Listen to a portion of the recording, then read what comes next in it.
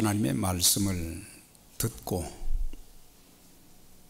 예수님이 누구신지를, 또 자신이 어떤 존재인가를 알게 되면 예수님을 영접하게 됩니다.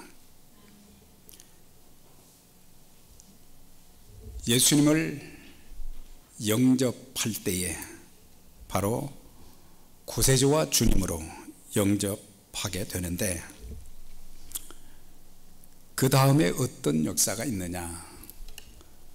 우리의 모든 죄들을 사함받게 되어지고, 또한 그 순간 성령이 우리 안에 들어오심으로 우리를 하나님의 자녀라고 인쳐 주시는 것입니다. 그리고 영생의 복을 얻게 되어지는, 주님과 동행하는 그런 삶을 살게 되는데, 또 한 가지 중요한 것은 예수 믿는 사람들, 그들에게는 성령께서 우리 마음에 성전 삼고 계셔서 우리의 심령에 참 놀라운 변화를 가져다 줍니다. 심령의 변화뿐만 아니라 우리의 삶의 변화까지 우리에게 주시기 때문에, 그래서 예수 믿고 구원받은 사람들의 그 삶에는 다양한 변화가 있어져서 그리스도를 닮아가는 아름다움이 보여져야 됩니다. 특별히 우리가 예수 믿게 되면은 신분의 변화가 있게 되죠. 죄인 되었던 자들이 의인이 되어지고, 과거에는 사단의 종, 사단의 노예가 되었던 자들이 하나님의 자녀가 되어지고, 또한 중요한 신분, 우리를 왕같은 제사장이다, 거룩한 백성이라, 그렇게 또한 인쳐 주십니다. 또한 신분의 변화만 있는 게 아니고 인생관과 삶의 가치관이 달라지게 됩니다. 예수님 만나기 전에는 우리의 인생의 가치관은 이 땅의 것이 전부인 것처럼 살게 되지만, 예수 믿고 난 이후에는 나를 위해서, 이 땅의 것만 위해서 사는 것이 아니라 하늘의 것을 위해서, 또한 주님을 위해서 살기로 결단하면서 우리가 세상에서 빛과 소금의 삶을 살게 됩니다. 또한 생각과 언어가 달라지게 됩니다. 전에는 늘 부정적이고 소극적인 생각과 언어였지만은 예수님 믿고 난 이후에는 긍정적이고 소망적인 그런 언어로 바뀌어지게 됩니다. 자기 중심적이었던 자가 주님 중심주의로 바꾸어지는 것입니다. 예수 믿기 전에는 전부 자기 주장, 자기 고집이 너무 셌어요. 그리고 자기만을 나타내는 그런 삶에서 이제 자기 고집 주장을 다 내려놓고 주님만 나타내는 그런 삶으로 바꾸어지는 그런 변화가 있게 됩니다. 여러분들이 지금까지 신앙생활을 해 오셨는데, 여러분들의 신앙생활과 삶 속에 이렇게 달라진 여러 가지의 그런 모습들을 나 자신도 그렇게 느끼고, 또 다른 사람들의 입을 통해서 참 저 사람 예수 믿고 나서 삶이 엄청 변했네, 신앙과 인격과 삶이 엄청 변했네, 그런 소리를 다른 사람들의 입을 통해서 전에 들은 적이 있으십니까? 자, 이런 변화와 더불어 또 한 가지 중요한 것은 몸의 변화가 있습니다. 지금 우리가 가지고 있는 이 몸은 이제 우리가 죽으면 썩어서 땅에 묻혀서 한 줌에 흙이 되어버립니다. 그러나 그리스도께서 이 땅에 다시 오실 때에 어떤 역사가 있느냐? 죽은 자들이 무덤에서 일어나게 되고 살아있는 우리들이 홀연히 변화가 된다 그랬어요. 어떤 몸으로 변화되느냐? 예수님께서 부활하셨던 그 몸 자체로 시간과 공간을 초월하는 그런 몸으로 변화가 되어져서 홀연히 변화가 되어서 순간 변화가 되어서 공중에서 주를 영접하게 되어지는 그런 역사. 그래서 주님의 부활체와 같은 영광스러운 모습으로 변화가 되어서 천국을 유업으로 받는 영생을 누리게 되는 것입니다. 이런 변화를 가능하게 하시는 분이 바로 성령님이십니다. 그런데 성령께서 우리가 가만히 있는데 우리를 변화시켜 주기보다는 우리가 말씀과 기도로 균형 있는 신앙생활을 할 때 많은 변화를 우리에게 허락해 주십니다. 그래서 말씀을 묵상하고 상고하고 또 우리가 엎드려 기도하게 되면은 하나님의 자녀들이 이 험한 세상에서 능력 있는 삶을 살 수 있도록 도와주셔서 어떤 사단의 방해에도 어떤 삶의 고난과 역경과 시련 속에서도 이길 수 있는 그런 힘을 주셔서 승리하게 만들어 주시는 것입니다. 그래서 말씀과 기도로 우리가 영적으로 무장하는 것. 그런데 말씀을 읽고 공부하는데 그 사람에게 기도가 없다고 하면은 그 사람은 종교 지도자들과 같은, 특별히 대제사장 또 장로, 서기관, 이 사람들은 종교 지도자들이잖아요. 이 사람들이 예수님 십자가에 못 박도록 앞장섰던 것을 보게 될 때에 이 사람들은 말씀대로 살지 않고 그들은 자기들의 직책을 유지하기 위해서 자기들의 욕심과 명예와 권력을 위해서 살고, 그래서 신앙생활이 전부 껍데기였어요. 형식적이었어요. 남들이 보는 거, 남들이 볼 때 기도하는 척 했어요. 남들이 볼 때에 11조 잘하는 것처럼 보이기도 했어요. 일주일에 2번씩 금식까지 하면서 이렇게 한다고 그랬는데 우리 주님께서는 그런 사람들에게 책망을 하셨어요. 화 있을진저 외식하는 바리새인들과 서기관들이요. 7번씩이나 종교 지도자들을 향해서 주님께서는 화 있을진저 그랬어요. 그래서 우리가 신앙생활도 제대로 잘해야 되고 우리의 삶도 책임 있는 그리스도인의 삶을 우리가 살아야 되는 거예요.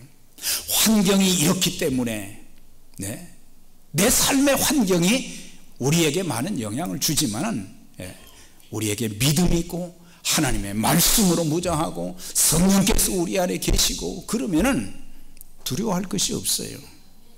지금 환경 때문에 그게 이유가 될 수 있는 게 아니에요.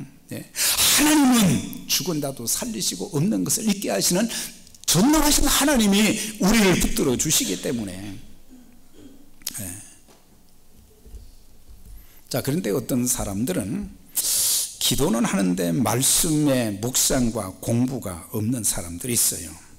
다시 말하면 신비주의적인 신앙인들이 되어서 바른 신앙생활을 할 수가 없어서, 그래서 대부분 말씀이 없는 사람들, 기도에만 중점을 두고 이렇게 신앙생활하는 사람들 보면은 잘못된 이단에 빠지는 경향들이 굉장히 많아요. 지금 얼마나 많은 이단의 미혹에 넘어가 가지고 자기 인생이 파괴되어지고 가정이 파괴되어지고 땅을 치고 통곡해도 회복할 수 없는 그런 지경에 있는 불쌍한 사람들이 너무너무 많아요.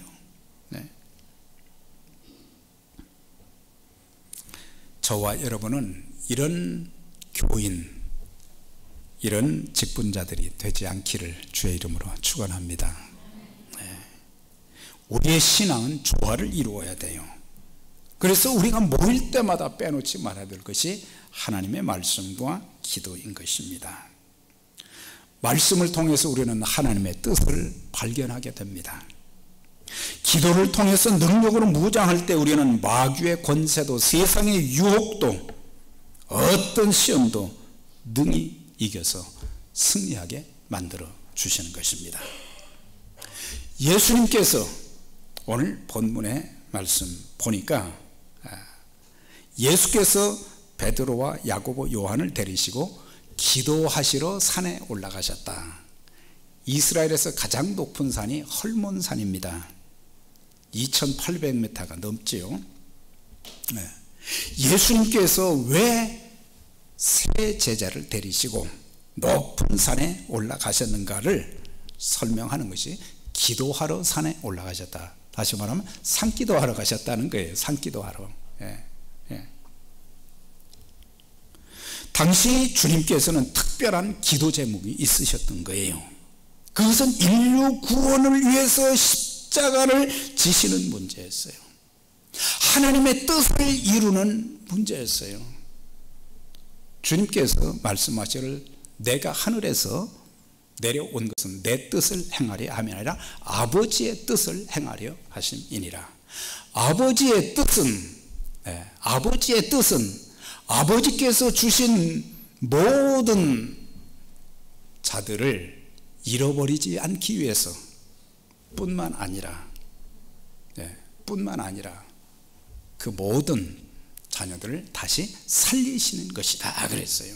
그래서 영혼을 구원하시기 위해서 주님은 이 땅에 오셨다는 것을 거기서 말씀하시면서 모든 사람들이 예수님 통해서 구원받아야 될 것, 예수님께서는 그 구원을 이루시기 위해서 십자가를 지신다는 것을 말씀해 주시면서 하나님의 그 확고한 뜻을 따라서 행하시기 위해서 변화산에 올라가신 것입니다. 주님은 십자가를 지셔야 했습니다. 이 십자가를 지시는 것을 생각할 때마다 너무 고통스러운 것이었어요. 육체를 가지고 계신 분이시기 때문에 너무 힘든 걸 하셔서 하나님의 도움이 없이는, 천사의 도움이 없이는, 성령의 도우심이 없이는 안 되기 때문에 기도하러 가신 거예요.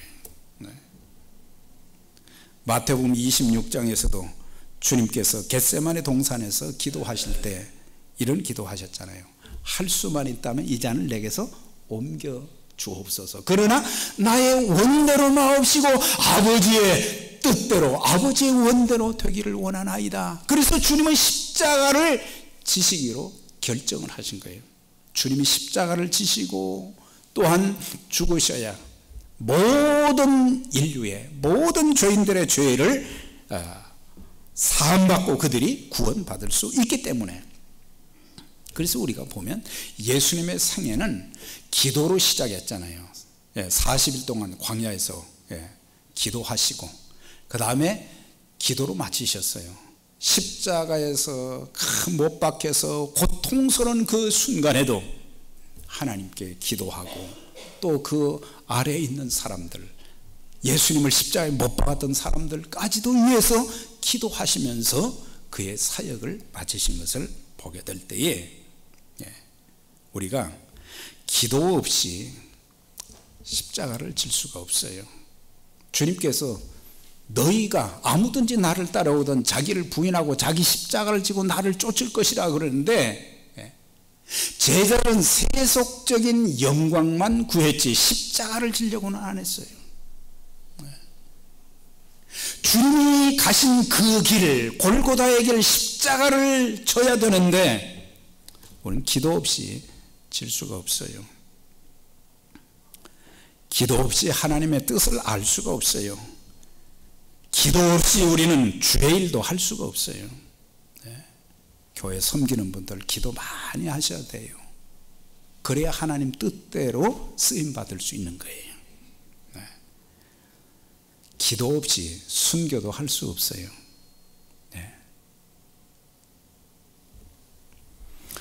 그런데 예수님께서 변화산에 올라가셔서 기도하실 때에 어떤 일이 있었느냐. 여기 보니까 용모가 변화되고 그 옷이 휘어져 광채가 나더라 그랬어요. 네. 마태복음서에는 주님의 얼굴은 해같이 빛나셨다 그랬어요. 네. 이렇게 변화되신 주님의 모습은 십자가에서 죽으시고 부활하신 그 영광스러운 모습, 부활하신 그 모습, 그런 모습으로 바뀌셨다 그랬어요. 또한 천국에서 영광 중에 계실 예수님의 모습, 승천하시고 하나님 우편에 앉아 계시고 우리를 위해서 기도하시는 그 주님의 얼굴 모습과 똑같다. 그리고 재림하실 예수의 영광스러운 모습, 그것을 간접적으로 보여주고 있으며 예수님의 얼굴 모습과 같은 그런 모습들이 장차 그리스도인들이 예수님이 이 땅에 재림하실 때 성도들이 호련히 변화되면서 성도들의 얼굴빛도 그렇게 빛나게 된다. 마태복음 13장 43절에 보면 그때 의인들은 자기 아버지 나라에서 해와 같이 빛나리라 그랬어요. 해와 같이 빛난다. 주님의 영으로 충만한 사람들, 하나님의 은혜로 충만한 그런 사람들에게 해와 같이 빛날 것이다 그랬어요. 우리도 예수님을 바로 믿고 말씀 붙잡고 기도하게 되면 여러분들의 심령뿐만 아니라 여러분들의 인격과 삶 속에서 놀라운 변화를 일으켜 주실 것입니다. 우리의 강팍한 마음이 열리게 됩니다. 사람들이 왜 예수님을 믿지 못하는지 아세요? 사탄의 방해도 있고 여러 가지 있지만 사람들의 마음밭이 길가와 같은 마음밭이 되어서 무슨 말씀을 해도 그걸 깨닫지를 못하고 말씀에 싹이 날 수가 없어요. 새들이 와서 다 하나님 말씀 팍 떨어지기만 하면 이게 사탄이 와가지고 그걸 다 빼앗아 가버린다 그랬어요. 얼마나 많은 악한 사람들이 성령의 역사를 통해서 그들의 강팍한 마음이 무너지면서 예수님밖에 없습니다. 예수님은 나의 구세주이십니다. 예수님은 나의 주님이십니다. 예수님은 나의 소망이십니다. 예수님은 나의 능력이십니다. 그러면서 예수님을 모시는 것을 보게 됩니다. 우리가 말씀 붙잡고 기도하게 되면 마음의 걱정과 고통하던 문제가 기도하는 순간 다 사라지게 됩니다. 우리들에게 얼마나 많은 문제들이 있어요. 얼마나 많은 고통들이 있습니까? 얼마나 많은 아픔과 슬픔들이 있습니까? 내가 나를 어떻게 알 수가 없어요. 성령께서 우리의 처지를 다 알고 계시는 거예요. 우리를 감동시켜 주시고 불가능한 상황 속에서도 가능케 하시는 하나님의 역사를 우리에게 주신다는 그런 믿음도 생기고 그래서 기도하게 되면은 사단의 역사를 하나님께서 막아주시고 또한 기도하는 순간 모든 걱정, 근심, 두려움 이런 모든 것들이 다 사라지게 되는 것입니다. 그래서 예수 믿는 사람들은요 이제 성령님이 내 안에 계시기 때문에 이제 내적인 변화와 더불어 여러분들도 얼굴 모습, 얼굴에 책임을 져야 돼요. 여러분들 얼굴 모습, 여러분들 얼굴 모습이 항상 이렇게 보면은 그늘지고 수심이 가득했던 얼굴에 기쁨과 소망이 차게 될 것이고, 전에는 그냥 얼굴이 왜 이렇게 사나웠는지 그 얼굴이 변화해서 부드럽고 인자한 모습으로 또 바뀌게 되고, 좀 그렇게 바뀌시길 바랍니다. 그래서 오죽하면은 스데반 집사가 돌에 맞아 순교할 때에 그의 얼굴 모습이 무엇과 같았다고요? 천사의 얼굴 같았다 그랬어요. 천사의 얼굴, 저는 천사의 얼굴을 본 적이 없지만은 천사의 얼굴이라고 표현한 것은 그만큼 성령께서 계시고 은혜를 더해 주셔서 은혜 충만한 모습이 얼굴로 나타나는 거예요. 네. 그래서 거울 잘 보세요. 내 얼굴 모습이 정말 천사의 얼굴 같은 그런 모습인가, 인자하고, 예? 참 기쁨이 충만하고 부드러운 모습인가. 네. 그 다음에 언어의 변화가 있게 돼요. 전에는 입에서 나오는 말마다 늘 상스럽고 부정적이고 소극적인 말이었지만 기도하면서부터 우리 입을 통해서 나오는 말은 부드러운 언어. 예수님이 참 나는 마음이 온유하고 겸손하다, 부드럽다 그러셨어요.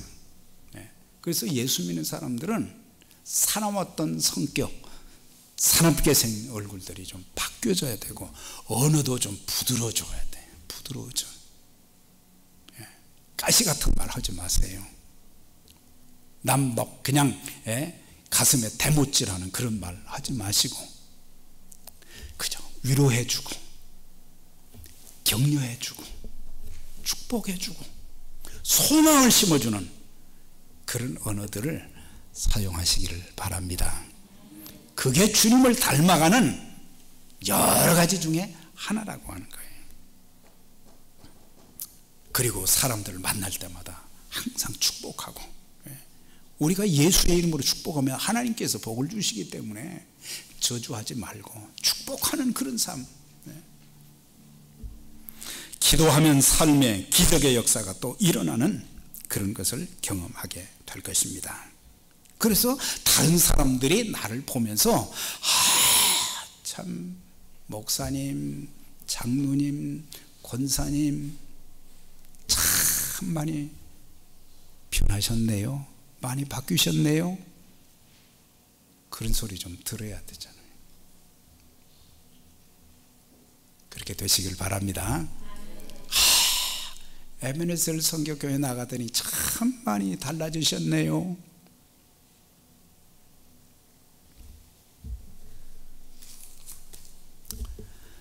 자, 예수님께서 산에 가셔서 기도하신 가운데 용모가 변화되셨다 그랬는데, 그 다음에 거기에 보니까 문득 두 사람이 예수와 함께 말하는 이는 모세와 엘리야라, 영광 중에 나타나서 장차 예수께서 별세하실 것을 말씀하세 할세 그랬어요.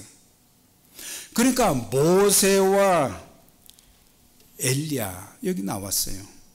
모세는 주전 1500년경의 사람이에요. 1400년, 1500년. 엘리야는 주전 800년, 800년의 간격이 있어요.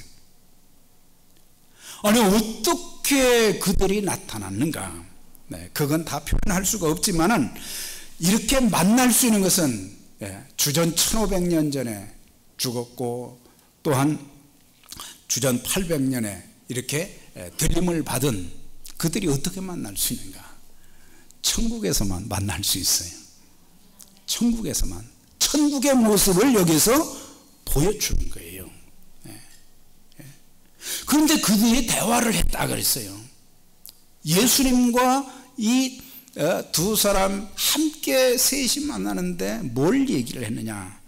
예수님께서 별세하실 것을, 그러니까 십자가에 고난받으시고 죽으실 것에 대해서 말씀하셨다는 거예요. 그러니까 모세는 구약의 율법을 대표하는 자고, 그 다음에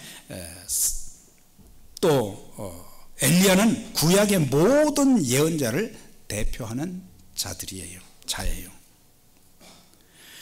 그러니까 율법은 제사제도에서 예수님의 희생을 예표하셨고, 그래서 구약에서는 죄사함 받기 위해서는 짐승을 잡아서 번제로 드리고 그 피를 가지고 지성소에 속죄수 위에다가 갖다 뿌릴 때에 죄사함을 받았어요. 그러니까 예수님의 희생을 예표했어요, 율법에서는. 그런데 선지자들은 메시아가 순환의 희생을 통한 모든 죄인들을 구원하신다는 예언이 이사야 53장에 나와 있어요.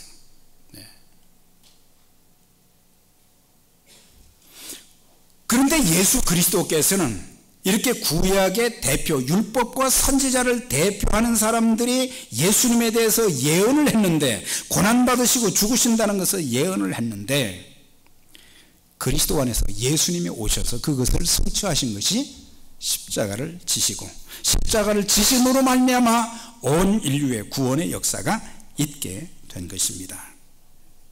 그래서 대화를 나눈 것이 십자가에서 고난받으시고 죽으신다고 하는 거예요. 네.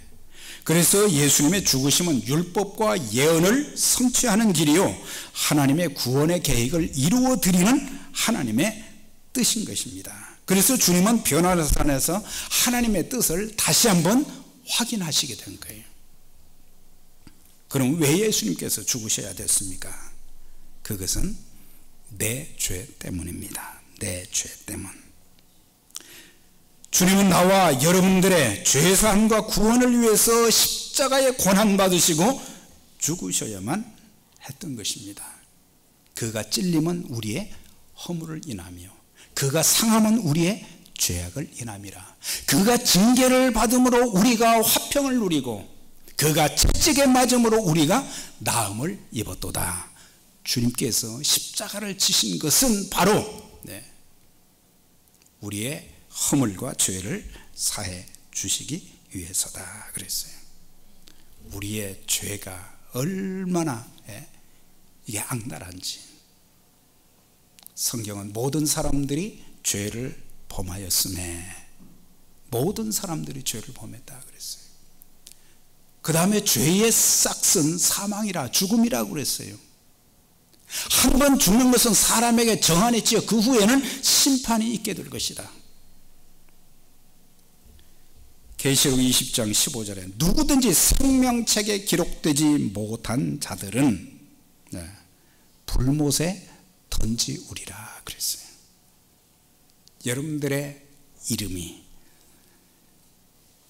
하나님 나라의 생명책에 기록되신 것을 확신하십니까?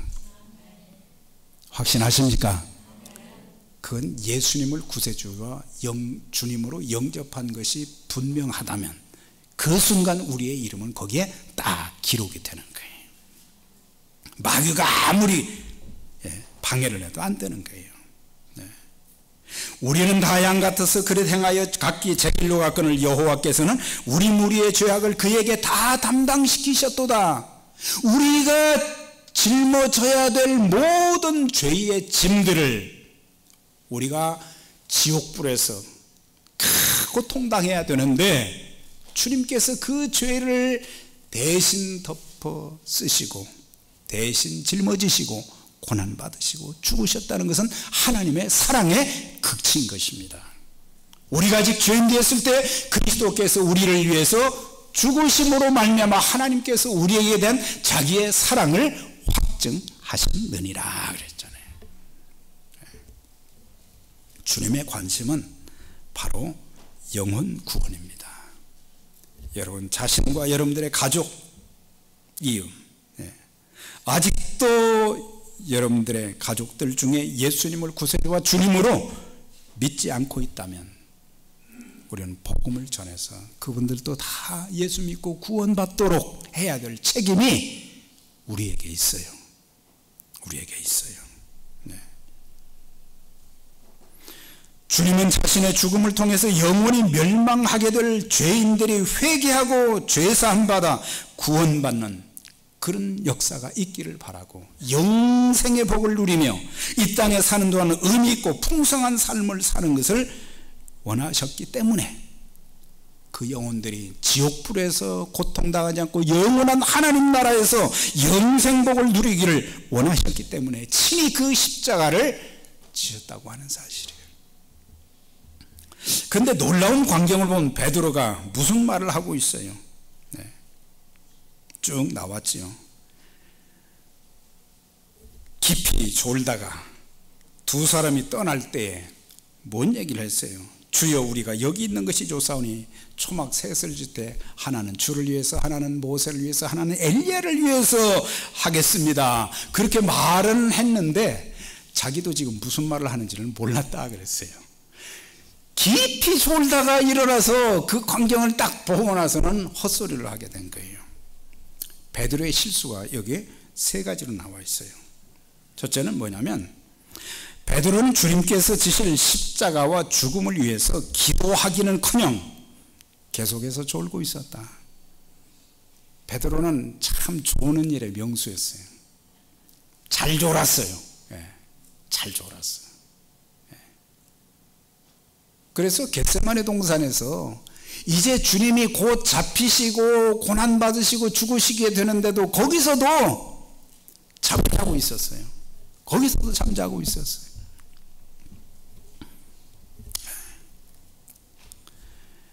같이 기도해야 되잖아요. 너희가 나와 함께 1시 동안도 깨어있을 수 없더냐? 1시 동안도. 제자들은 그걸 못했어요. 베드로, 야고보, 요한은 특별히 선택받은 사람들이 12명 중에서도 항상 중요한 데 가실 때는 꼭 이 세 사람들을 데리고 왔는데, 믿을 만한 사람들이라고 생각했는데 전부 말이죠, 야고보, 요한도 한 자리에 앉게 해주세요. 자기의 하는 말을 자기도 알지 못했다 그랬어요. 그러니까 우리가 기도하지 않으면 헛된 말 하기 쉽고, 기도하지 않으면 후회할 행동을 많이 하게 되는 거예요. 부끄러운 행동을 많이 하게 되는 거예요. 기도 문제를 위해서 해결받는 응답도 있어야 되지만, 우리가 믿음을 지키는 것, 우리가 하나님 자녀답게 하나님의 종답게 반듯하게 살고 사역을 감당하는 그 일을 위해서, 사탄의 역사도 많고 우리의 삶에 어려움이 많은데 기도로 이겨나가야지. 기도 없이 우리가 어떻게 할 수 있겠어요? 그런데 베드로는 기도하고는 거리가 멀었어요. 물론 나중에 그가 이제 성령 충만 받고 나서는 바꾸어졌지만은 십자가를 지시기 전까지는 아주 형편없었어요. 또한 주님과 모세, 엘리야를 위하여 초막 셋을 지어 함께 살고 싶다고 했어요. 여기 가지고 싸우니 그랬어요. 얼마나 좋겠어요. 예수님과 또한 모세와 엘리야와 같이 있다고 하는 것이 얼마나 영광스러운 일이에요.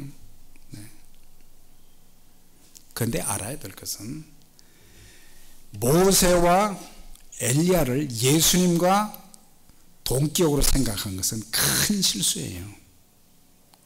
어떻게 초막 셋을 짓되 주님을 위해서라고 한, 그것은 또 좀 이해가 되지만은 모세가 나오고 엘리야가 나오고 이거는 아니에요. 그들은 메시아가 아니었습니다. 예수님의 사역의 보조자에 불과한 그림자들이었어요. 구약의 역사는 신약의 성취를 위한 그림자거든요. 그림자에 불과한 사람들을 예수님과 동등하게 생각했다는 것은, 이건 베드로가 큰 실책을 한 거예요. 그 다음에 우리가 여기 있는 것이 좋사오니, 이건 사명을 망각한 실수예요. 우리가 성경을 읽어보면 지금 변화산 그 다음에 나오는 내용들이 뭔지 아십니까? 거기에는 한 아버지가 자기 어린 아들을 데리고 와서 예수님의 제자들에게 막 간청하는 내용이 나옵니다. 우리 아들이 귀신 들려서 물에도 불에도 자꾸 들어가고 있습니다. 제발 우리 아들 좀 고쳐주세요. 산 아래에는 그런 고통받는 사람들이 너무 많은 거예요. 근데 자기만 여기가 좋사오니, 그거 아니지요. 고통받는 사람들이 많은데 그들을 건져야 되잖아요. 자기들만 편하게 지내겠다고 하는 것은 이기적인 모습이요, 사명을 망각한 제자의 모습을 보게 됩니다. 자, 그런데 하늘에서 말이죠, 구름 속에서 들려오는 음성이 있었어요. 그것은 마태복음 3장에 보면 예수님께서 요단강에서 침례를 받을 때 그와 같은 동일한 내용이었어요. 이는 내 사랑하는 아들이요 내 기뻐하는 자라 하시니라. 그것이 마태복음 3장 16절에 있는데, 3장에 있는데, 마태복음에 있는 말씀을 여기서도 또 이렇게 하시는 것을 보게 돼요. 이는 내 사랑하는 아들이요 내 기뻐하는 자니 너희는 저의 말을 들으라. 이는 나의 아들 곧 택함을 받은 자니 너는 그의 말을 들으라. 복음서를 종합하면 이건 뭐예요? 하나님께서 예수 그리스도께서 구세주가 되시고 주님이 되신다는 것을 다시 한번 확인하는 거예요. 네. 내가 이렇게 사랑하고 아끼는 아들을 너희들의 죄를 대신해서 십자가에 못 박혀 죽게 하신다는 그 말씀이에요. 얼마나 감격적인 것입니까? 누가 나를 위해서 죽어줄 사람이 있겠어요? 누가 나의 죄를 대신 덮어줄 수 있겠어요? 덮어줄 수 있겠어요? 없어요. 아무리 가까운 사람도 나를 대신해 줄 수가 없어요. 그런데 주님께서 우리의 모든 허물과 죄, 지옥 갈 영혼들을, 그것이 너무 안타까워서 예수님을 보내주시고, 누구든지 그를 믿는 자는 죄사함과 더불어 하나님의 자녀가 되고 영생복을 얻게 된다고 하는 그런 은혜를 주신 거예요. 그렇기 때문에 너희는 저의 말을 들으라. 모세의 말 듣지 말고 엘리야의 말 듣지 말고 오직 주님 말씀만 듣고 순종하라고 하는 거예요. 주님 말씀만 붙잡고 주님께 순종해야 돼요. 예수님도 하나님 뜻에 순종했잖아요. 하나님 말씀에 순종했잖아요. 우리들도 우리의 구세주와 주님 되신 예수님 말씀을 잘 듣는 자가 복된 자인 줄 믿습니다. 이제 36절에 보면 소리가 그치며 오직 예수만 보이더라 그랬어요. 네. 이제 모세와 엘리야는 다 사라지고 예수님만 거기에 있는 것을 보게 된 거예요. 여러분, 우리의 삶 속에 예수님만 나타나야 됩니다. 예수님만이 유일한 구원자이십니다. 예수님만이 참 길이시며 진리가 되시고 생명이 되신 분이십니다. 다른 일을 통해서는 절대 구원받을 만한 다른 이름을 우리에게 주신 일이 없습니다. 오직 예수님만이 메시아요, 즉 왕 중의 왕이시고 선지자 중에 선지자시고 제사장 중에 제사장이신 것입니다. 우리가 아무리 신비한 체험을 했어도 예수만 증거되고 예수님만 자랑해야 합니다. 절대로 내 자랑하면 안 되죠. 우리들이 나타나면 안 돼요. 내가 주님과 교회를 위해서 넘치는 수고를 했어도, 공로가 있어도 예수님만 남아야 합니다. 예수님이 하셨습니다. 주님이 하셨습니다. 사랑하는 여러분, 우리 모두 이제 종려주일 고난주간을 이제 맞이하게 되는데, 우리 모두가 예수님 만나고 이제는 변화가 좀 되어지고 이제는 정말 그리스도를 닮은 사람으로서 바꾸어지고 나아가서 주님의 복음을 증거하고 교회를 든든하게 세워서 하나님 나라 확장하는 그 귀한 일에 저와 여러분이 아름답게 쓰임받기를 주의 이름으로 축원합니다.